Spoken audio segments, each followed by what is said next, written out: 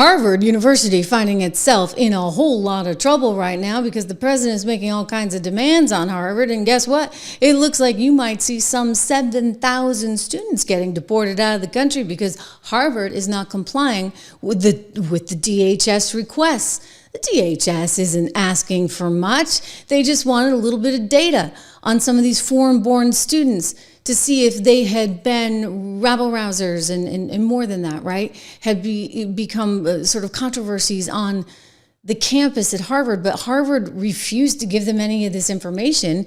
And so now you're looking at a whole different ballgame. Donald Trump coming out, demanding the names and the countries of all foreign-born students at Harvard as he ratchets up this war with Harvard. Let's take a look at the post he put on Truth Social, ladies and gentlemen. He's not messing around. He's pretty sick of it. You know, he asked for some information, they wouldn't give it. He said, why isn't Harvard saying that almost 31% of their students are from foreign lands, and yet those countries, some not at all friendly to the United States, pay nothing towards their students' education, nor do they ever intend to. Nobody told us that. We want to know who these foreign students are, a reasonable request, since we give Harvard billions of dollars a year, but Harvard isn't exactly forthcoming. We want those names, we want those countries. Harvard has $52 billion, so use it and stop asking for the federal government to continue granting you money. You see, it could have been so simple. Kristi Noem the other day just came forward and said, listen, we want some information on some of the students there. Can you go ahead and give us that? Thank you, Henry Gary. I see your generous note there. Love from the UK. In the UK, it's good to see some of our friends over in the UK are watching. But listen, he's just saying, I need some information. DHS needs information. Marco Rubio ought to be able to get the information. You got to know who's in the country. And if you're not going to provide Kristi Noem with the information, DHS with the information, then you're going to have a problem. And this is effectively a warning to every university out there. Kristi said as much. Some of these universities have even barred law enforcement officers from coming on campus and haven't even allowed there to be basic law and order on the areas that they're responsible for. So we're going to continue to do our investigations and make sure that what the Department of Homeland Security is responsible for, it will be done with integrity for the way that Congress laid out that programs should work, and the opportunities that we have to allow people to come into this country, learn, and to be a part of a country that promotes freedom and liberty and that everybody is equal. That's not what Harvard is doing, and that's not what we're seeing in some of these college campuses. Could you foresee, or are you now considering similar moves with other universities like Columbia that has allowed Jewish students to be threatened and made unsafe? Absolutely. We are absolutely, this should be a warning to every other university to get your act together. Get your act together, because we are coming to make sure that these programs, that you are facilitating an environment where students can learn, where they're safe, and that they're not discriminated against based on their race or their religion. Anti-Semitism will not be stood for, and any participation with a country or an entity or a terrorist group that hates America and perpetuates this kind of violence, we will stop it, and we will not allow that to happen, especially in places where our kids need to grow up and really learn what this country is about, what the world is about, and what it means to promote freedom and liberty. There's a bit. In other words, DHS wanted information on the 7,000 foreign students. They came forward with some pretty simple questions. Have those kids been taking part in any kind of these demonstrations? These anti-Semitic demonstrations, have they been caught doing that? Have any of them left as a result of any of that? They needed information, because you got to know who's here. You can't just say, okay, Harvard, we're going to give you the ability to, roll out the red carpet and just invite anyone in. If they're here, we need to know what they're doing. And that seems like a very, very reasonable request. This is her original. She sent a letter and she's asking for this information. They wouldn't provide it. And so now, as a result, Donald Trump's like, okay, well, we're not messing around. We're not playing games. You guys don't want to give us this information? Then, hey, we gave you a deadline. It's over.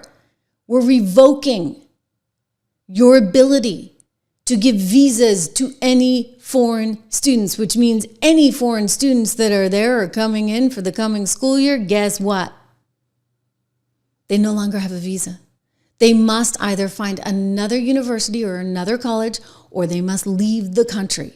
So that's a serious blow to Harvard that has 27% of its student body coming from these foreign lands.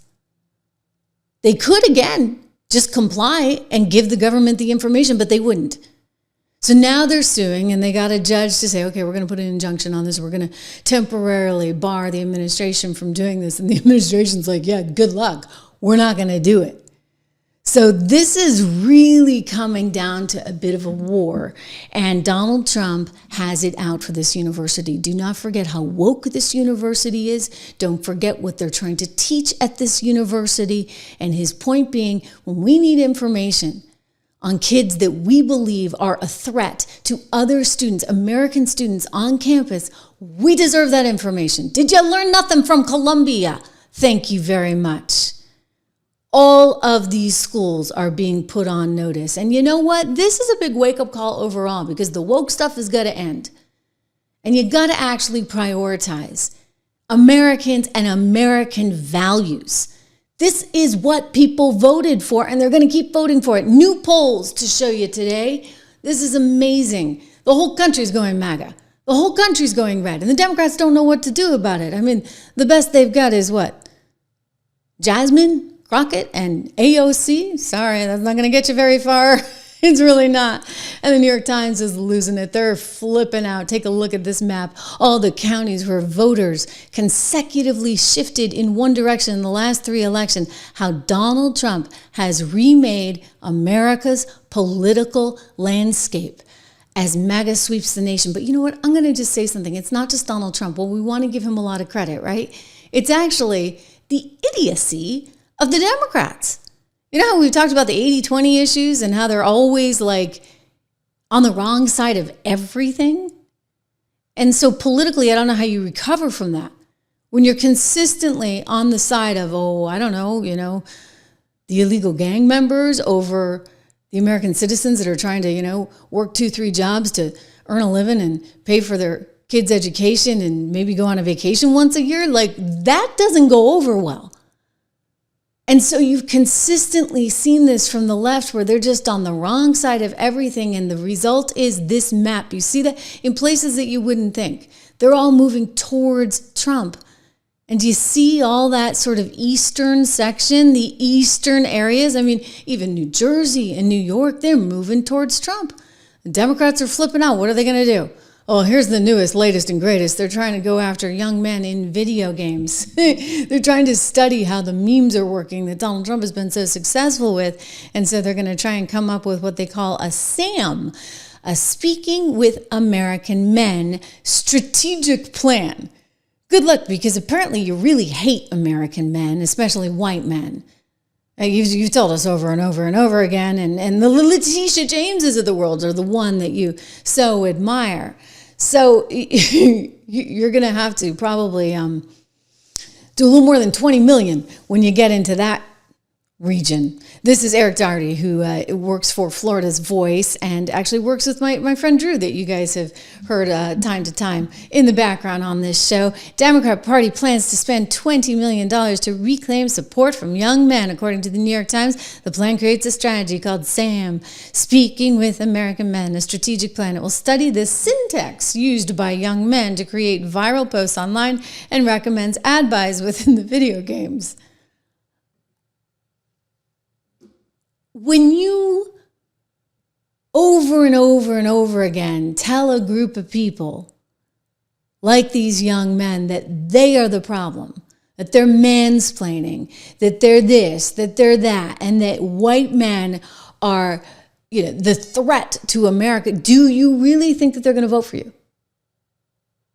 No. Okay, Dems? No. You've lost them. They have no use for you because you have no use for them. So Donald Trump is offering a path forward for all Americans. And that's why you see his polling data going up, up, and away. Well, also, the market doesn't hurt, right? Take a look at CNN talking about this exact effect.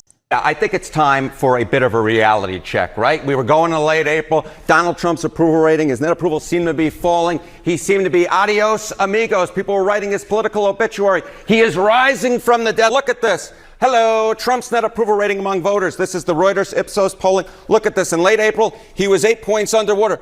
But look at where he was in the most recent poll among voters. He's up 7 points to a -1 point net favorability rating. This is not the picture I think a lot of people were thinking that we would be painting in late April. I think a lot of people expected his approval rate to keep dropping, but at least according to Reuters Ipsos, it's in fact rising. Put this then in a larger perspective, Harry. Yeah, okay. So, this is just one poll, right? But let's take a look across an aggregate of polls. What are we seeing here? And I want to compare both to where Donald Trump is now versus where he was in late April, as well as where he was at this point in term number one. What you see is at -6 points, he is a little bit worse off than he is in the Ipsos Reuters polling, but he is considerably better than he was in late April when he was 9 points underwater. And more than that, look at this. He's nearly 10 points better than he was back in May 16th of 2017 in his first term. So what we see is Donald Trump's not just doing better than he was doing in late April of 2025. He's doing considerably better than he was doing at this point in term number one, about 10 points better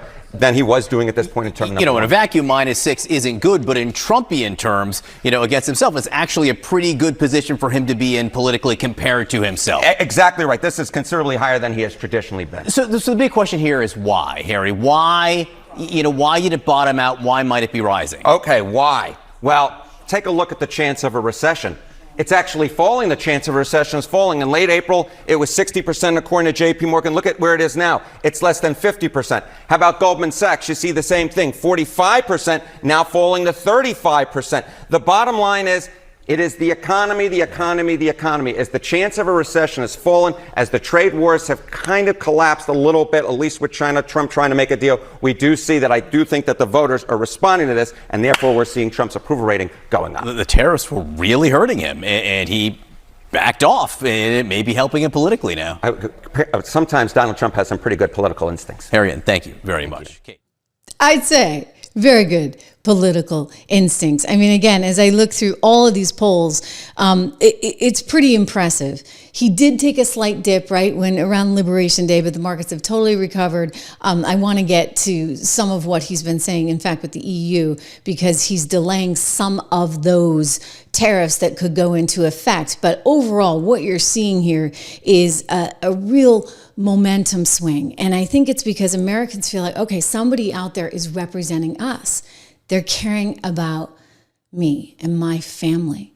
And Donald Trump is riding that, and the Republicans are able to ride that and will continue riding that. On the other hand, you only have the likes of Alexandria Ocasio-Cortez, who's representing illegals here in this country and fighting for them, or you have, the people like the Congresswoman out there in New Jersey that was, arrested by Alina Habba for her protests because she was trying to trespass onto the immigration facility, the Delancey facility there, rather than get an appointment or anything, and then was caught on videotape allegedly body slamming ICE agents. And so you contrast those images, right, with what Donald Trump is trying to do, and it's a very, very different picture. So consequently, we're seeing this, I think, real support for Donald Trump.